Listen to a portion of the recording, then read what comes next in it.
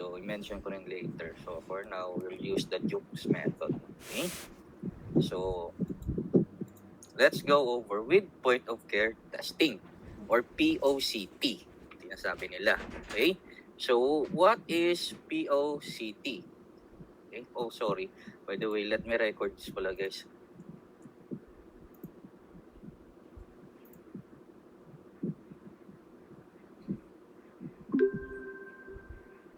Okay?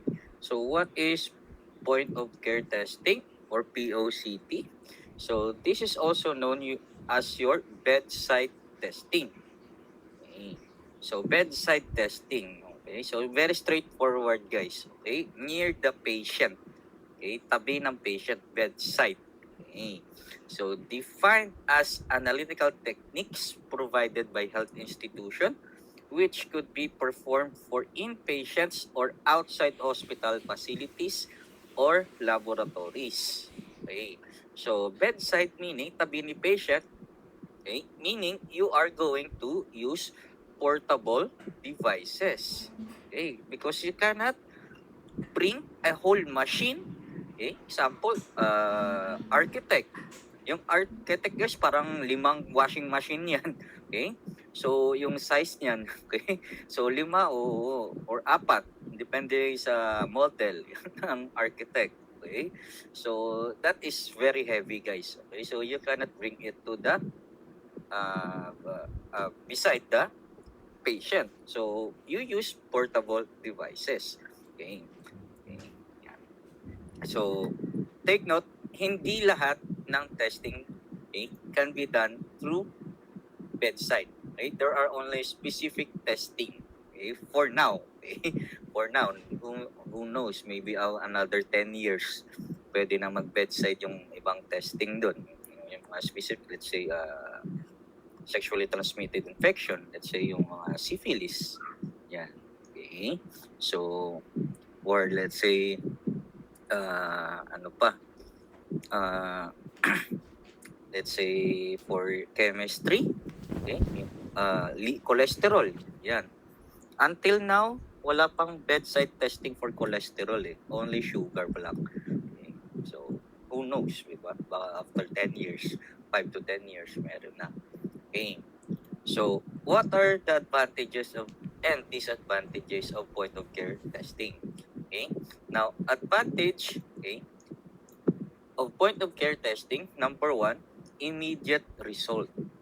Okay. You will see a result, okay, for ano lang guys, in just a couple of minutes. Okay. The machine will give result, actually seconds nga, depending on the machine. Okay. So, immediate result niya guys. No need for transportation to the lab. Okay, lalabas na yung result nun. Okay. So, also, very small blood volume lang. Okay. So, that's one advantage of POCT. Just like your glucometer, di ba? So, glucometer, you need only a drop of blood. That's all. Okay. So, ano pa? Wide menu of test available. Yes. Okay. So, dati guys, okay, you cannot do POCT for PT and PTT. Okay. Ano nga ang top nito for PT and PTT?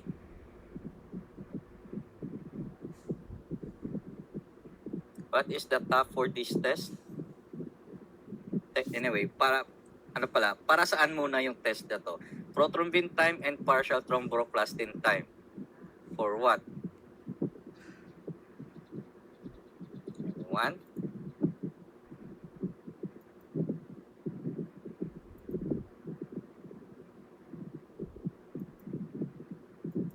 Just a review.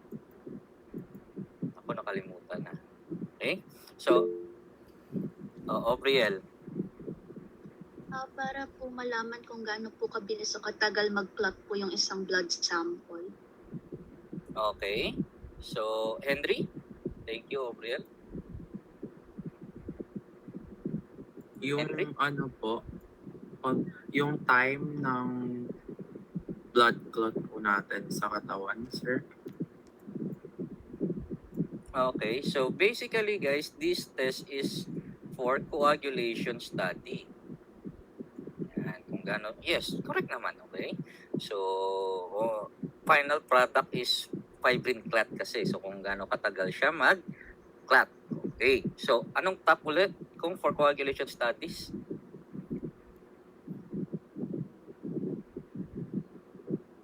Okay, very good, Andrew. Light blue top. Okay. And the anticoagulant is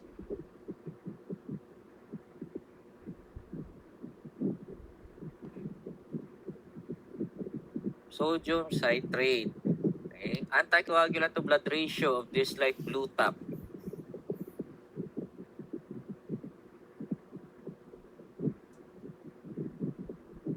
Okay.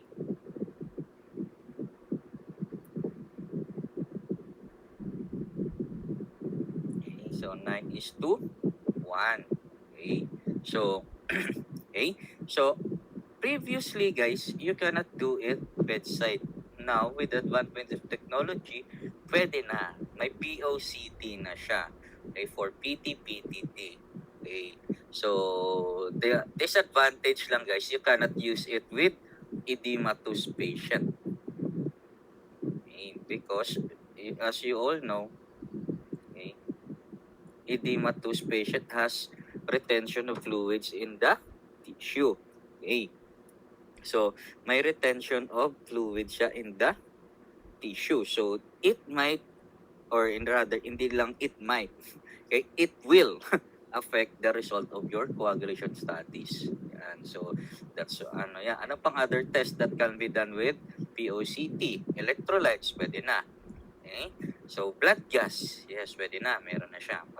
Okay? So, oxygen, hemoglobin, yan, possible din. Dami na siya. Okay. So, sample that you are going to use usually is whole blood, urine, pwede rin, and other body fluids analyzed without processing. So, syempre, portable lang eh. So, direct, lagay mo lang yung sample, goods na. Okay. That works within clinical patient flow. Yan. Okay. So, yan siya. Okay. So, why? Because works with clinical patient flow, because clinicians can order a test, okay, receive, okay, receive result, and institute clinical action at the same visit. Okay, one visit lang, guys, pwede na. Order si doctor ganito, let's say sugar. Okay, so collect drop of blood. Okay, so receive your result. Okay, then interpret ni doctor your result. Then institute clinical action. Okay, so magbigay kung masyadong mababa, papataasin ni doctor. Kung masyadong mataas, syempre pababain ni doctor. Okay, so then siya, clinical patient flow. Okay, in one visit lang, guys. Yan. So, one visit lang. Okay. Pwede ma-order, receive, and institute clinical action. Now, what are the disadvantages for? Okay. Overall pala, guys. Okay. So, again, yan. So, this will also provide faster therapeutic intervention. Yan. Kasi may ano na eh. May result agad eh.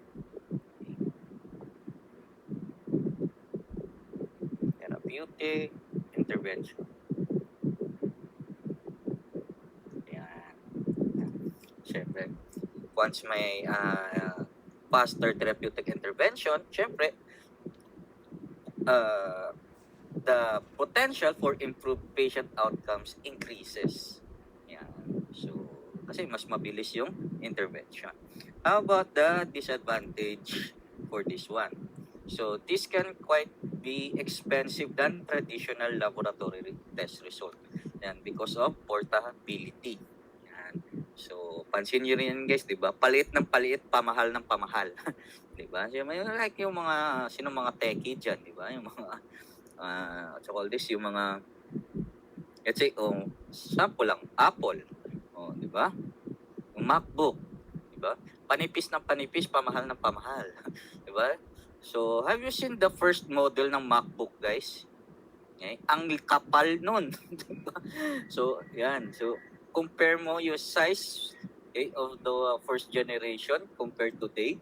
Manipis na siya, but more powerful and also more expensive. Okay? Same as with these machines in the laboratory, guys, pag portable, mas mahal. Yan. Kasi kinocompress lahat eh. Yan. So, quality is questionable, guys. Okay, bakit quality questionable? Because anyone can run the analysis. Yan. You know, guys, in other areas or other country abroad, okay, yung gumagawa ng urinalysis, guys, okay, nurse na. So, there are some hospital na nurse nang gumagawa sa ng urinalysis. Yan. Okay, so, they will only bring the result to you for encoding.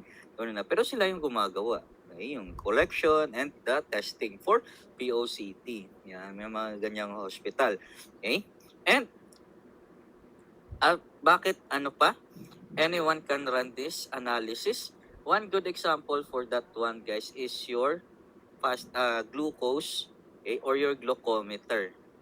O, kahit sino pwede yan, guys, mag-prick yan. Kahit kayo na lang siguro nag-prick diyan, kahit siguro yung mga baka may relatives kayo, usually sila lang nagpe-prick sarili nila, diba? So, yung collection baka hindi tama, yan. So that's why it is questionable. Ano pa? Difficulties with regulatory compliance, billing, and documentation. Bakit sa difficulty in compliance, billing, and documentation? Take note, guys, that POCT does not go in the lab. Okay, most of the time it does not go in the lab.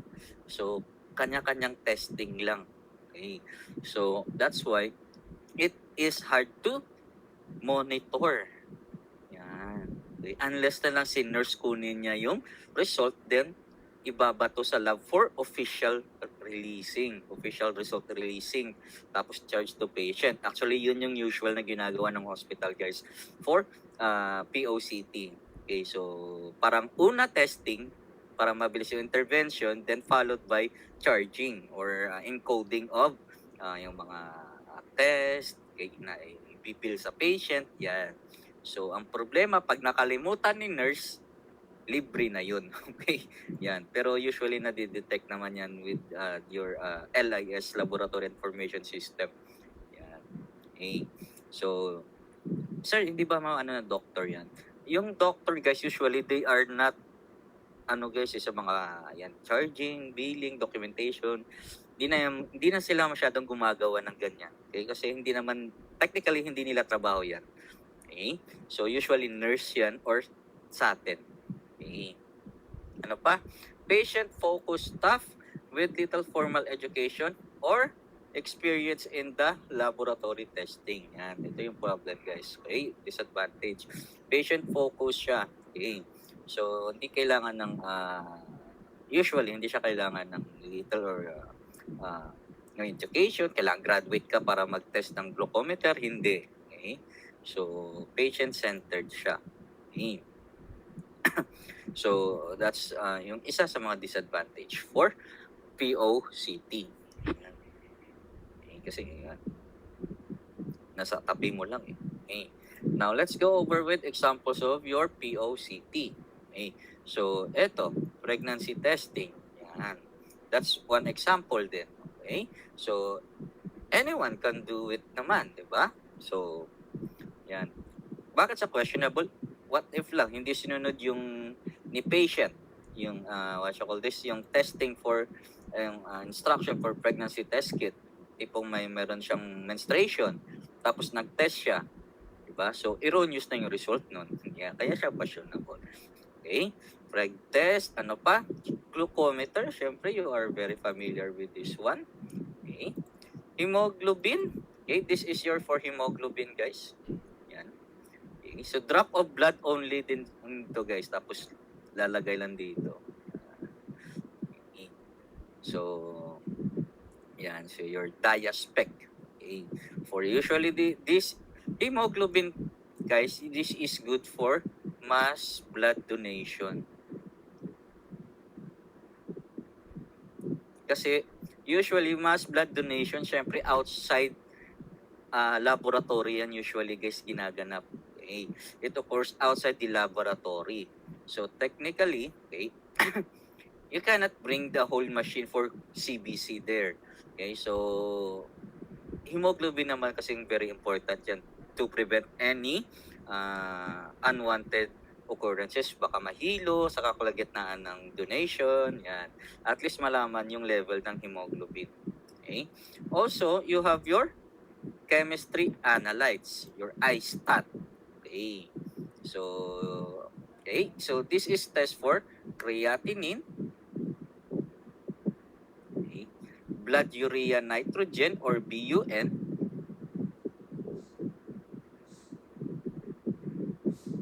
and also electrolytes, guys. Ano ang mga electrolytes natin? Sodium, potassium, calcium, chloride. So, very simple lang din yan, guys. Okay? So, you just put a blood here, drop of blood. Okay? I think that is depending on the machine, at least 50 to 100 microliters yata ang need nito. Okay? So, tapos once there's a drop of blood for this one, aakyat yung dugo niyan, guys. Aakyat yan. Okay? So, then ipasok mo siya dito sa loob ng machine. And lalabas yung resulta dito. And may printer din siya dito sa taas. Okay. So, those are example of point of care testing. Okay. So, actually, wala pang picture ni PT-PTT dito. Okay. So, yan. Meron pang PT-PTT. Okay. Parang ganito din yung itsura nito, guys. For PT-PTT, only it is much bigger. Okay, much bigger siya. Yan. Parang same principle lang, guys. Drop of blood tapos lalagay mo dito. Yan. For what's called this PT-PTT. Okay. Yan. So note, guys, rapid diagnostic testing can also be used as POCT, rapid diagnostic test. Okay. So rapid diagnostic test can also be used for POCT. Marami tayong rapid diagnostic testing. Okay? Actually, meron din for heart. Okay? So, in cases of heart attack, okay? Or myocardial infarction, meron yan TROP-T. Yan, troponin T. Yan. So, that's one example of rapid diagnostic test. Okay? May available yan. Okay, so troponin T for heart. Now, let's go over with glucometer. So, ano to si glucometer? So, this is a device used for blood glucose, okay, and used for monitoring blood glucose level. Yan. So, syempre, glucose, when you talk about glucose, guys, you are talking about diabetic patients, especially those requiring multiple insulin injections. Now, they are recommended to measure their blood glucose at least 3 times a day. Imagine, guys, tatlong beses ka magpe-prick sa sarili mo okay, for to monitor your blood glucose level. Imagine, di ba? Magastos din yan, guys. Okay? So, sa parang film pa lang, okay, of the glucometer, ubos na agad yan, di ba? 3 times a day. Pero sa isang buwan, makailang ano kan yan. Nilalagay dun sa glucometer, yung glucose strip pala. Okay? So, yan. So, that's why, guys, take everything in moderation. I know masarap kumain, pero syempre, lahat ng sobra nakakasama din. Okay? So, what are the materials that you are going to use? So, syempre, gloves, alcohol, incision device. Okay, so, contact activated yan supposed to be. Okay. Glucometer, glucose strip, and gauze pad. So, kailangan yan. Okay, so, Okay. So this is done via ano guys, veni or capillary? Veni puncture, capillary puncture, Henry. Capillary po. Okay, so capillary puncture siya.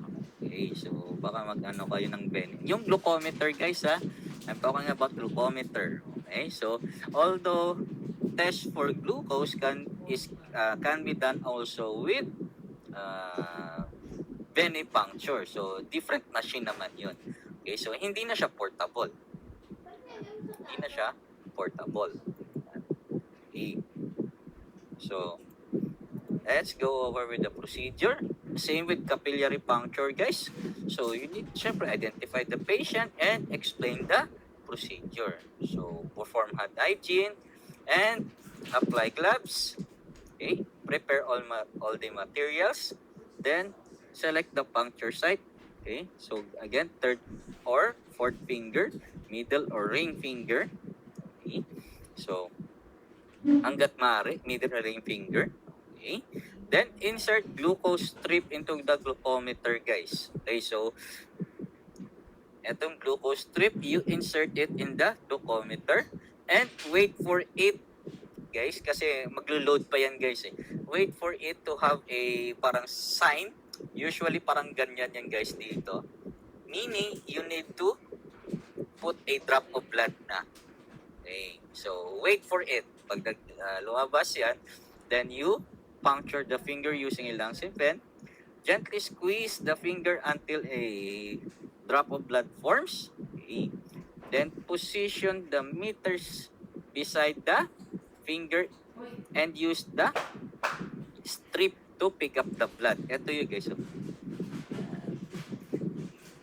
So, paano mo siya ipipick up, sir? Okay. If this is the strip guys, just place it beside sa blood. At kunyari, ito yung blood. So, place mo lang guys. Okay. Then, mapipick up yan. Pupunta yung dugo dito. Okay. Again, do not touch the strip to the fingertip.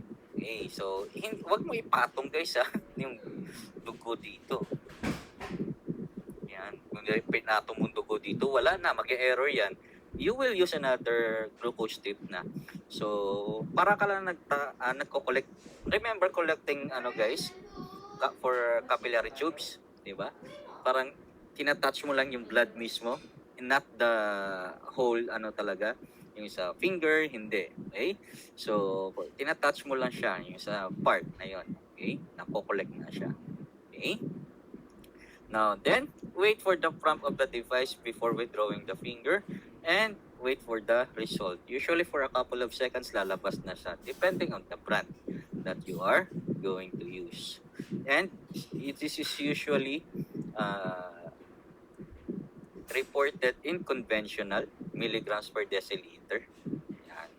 Usually random blood sugar to guys eh. Yan. That's why it's very hard to know if you are in a good position in your glucose level kung random. Better talaga fasting. Okay, so yung iba kasi nakakalimutan after kumain magpapatest ulit. Nagpiprick agad. Okay, so most likely mataas yun. Yan. Then, wipe the puncture site and apply the pressure. Okay, and record the result. And do not forget to thank the patient. Okay, para lalo nyo maintindihan guys, let's watch a short clip lang of how to do this capillary or POCT rather.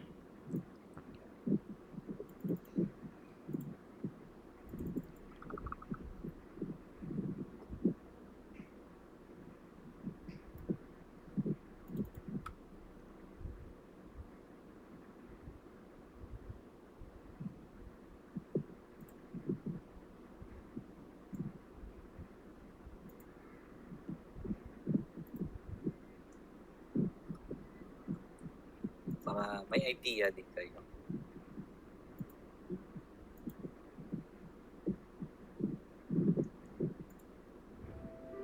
This video will teach you how to check your blood sugar level. Please watch the entire video before checking your blood sugar level. Learning how to check your blood sugar level can help you make good daily decisions about managing your diabetes. Checking your blood sugar involves sticking your finger with a lancet and testing your blood with a glucose meter. Your healthcare provider will tell you when and how often to check your blood sugar and give you a blood sugar target range. Try to keep your blood sugar within your target range. You will need alcohol wipes or soap and water, a lancet, which is a small needle that fits into the lancet device, test strips, a blood glucose meter,